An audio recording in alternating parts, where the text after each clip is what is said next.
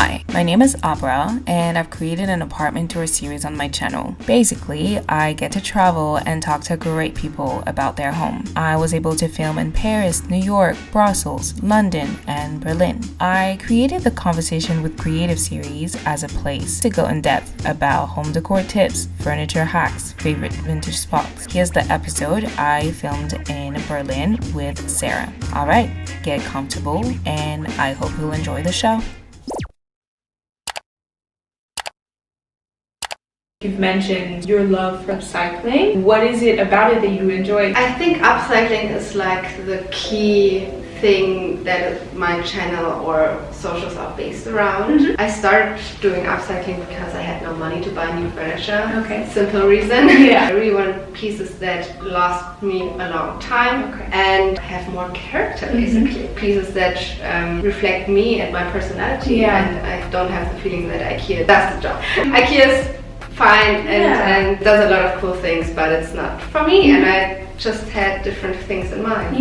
So I just started buying secondhand furniture, and especially cheap or even free furniture. Also in Berlin you can find furniture even on the streets. That's nice. So it's possible, or in your neighborhood, or some friends want to get rid of something. I took the chance and bought some stuff for cheap, and then bought some essentials like paint, brushes, and some foil to put on the floor. So really basic things that are not too expensive. And then I just started and experimenting with paint and what I liked and color combos, and I just thought of maybe recording myself doing it just for myself to see the progress.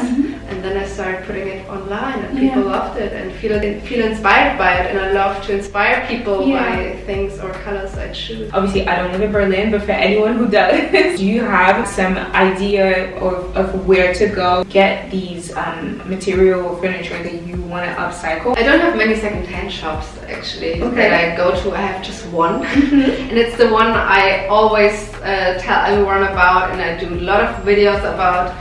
It's called Nochmal, and it's a big, beautiful, curated space where the furniture pieces are actually like really nicely displayed, and it's not too pricey. Pieces are always intact and clean and everything. It's a pro tip when you're in Berlin. Other than that, I just get all my stuff via eBay, Kleinanzeigen here in Germany, or Facebook Marketplace. But I also have some videos on search words and everything. You can look that up. My key to success is always just scrolling for hours.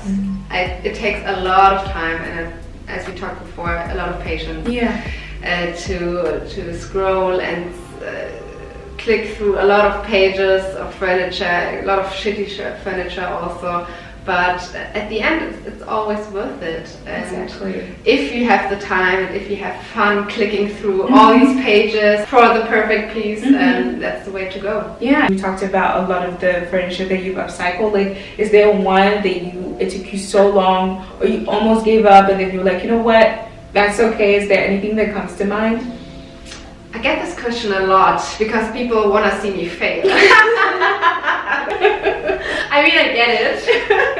Everyone wants to see the not perfect things. But to be honest, I always find my way through. There's not a piece I was like, oh my god, I have to throw it out. There's not one single piece. And I'm glad, because that's not the point of upcycling. The point is like getting it done to your liking, and so you have a new piece in your home. I guess like the reason why I'm asking this question is like, well, I can ask it differently. Like, how do you find your way through upcycling a piece when you maybe hit that moment when you're like, I chose this road and it did not look like I thought it was gonna look. Obviously, yes, I've been there a couple of times where it's like, this color is not the color it shows. It's mostly the color choice where it's like, doesn't match or doesn't look good. Then it's just resanding and painting it over, so it's super easy. There was one accident where I painted tiles, and that was a major fail. It was a T-card, and I wanted to put some tiles on there, and I really wanted the tiles not to be white. I wanted them to be mint colored, but it didn't work out as I wanted to. The color just came off immediately, so I got into my baby tub and scrubbed it off for hours so I can restart. That was a major fail. That's like still a dark memory in my brain. Yeah, I just started over. It took me some time getting myself into headspace again, and maybe getting some food, get a coffee. It always takes time, and it always takes more time than you think. That part, exactly. You need to know however long. Like for me, it's not gonna be 2 days. Just add maybe 2 weeks probably. Exactly. And that's also the point you don't see on socials, because obviously I cut the parts off where the paint is drying, or I don't have any time to work on it. So it's just a 30 seconds video, and it happens so fast. So it doesn't show the process of actually working on it for 3 weeks.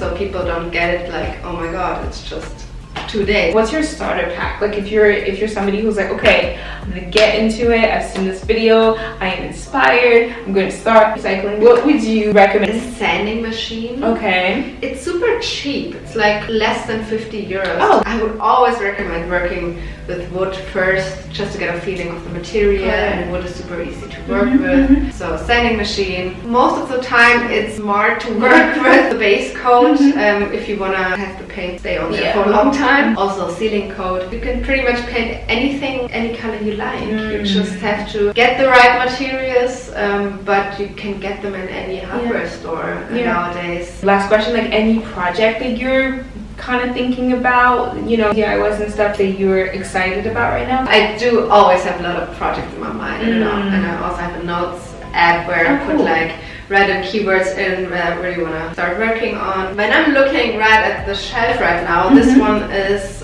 coming up because I really want to repaint it the same colors here in my bedroom. Just to switch it up because I don't like white furniture. As you can see, I can't leave anything white. And it's an easy project. Or the thing that takes the most time is sanding. Okay. So sanding is hate it. Because it also gets so dirty while doing it. And it's so cold right now, so I can't work on the balcony. Done. All right. Okay. Well, any parting words? Anything you want to add? Not really. Thanks so much for being here. Thank you for inviting me. This is so cool. Like your home is so beautiful, and like one of my favorite parts about doing the apartment tours is how inspired I get when I come home. You know, I have a drawer that I don't know what to do with, and I was thinking of throwing it away, but now I'm like, you know what, I'm gonna come home, I'm just gonna like sit down and see like, okay, what can I do with this? Thank you again for having me, Sarah. Thanks for being here. All right, well, bye everyone. In Conversation with Creative series counts 2 more episodes, and for more apartment tours, you can check out my YouTube channel for the apartment tour series season 2.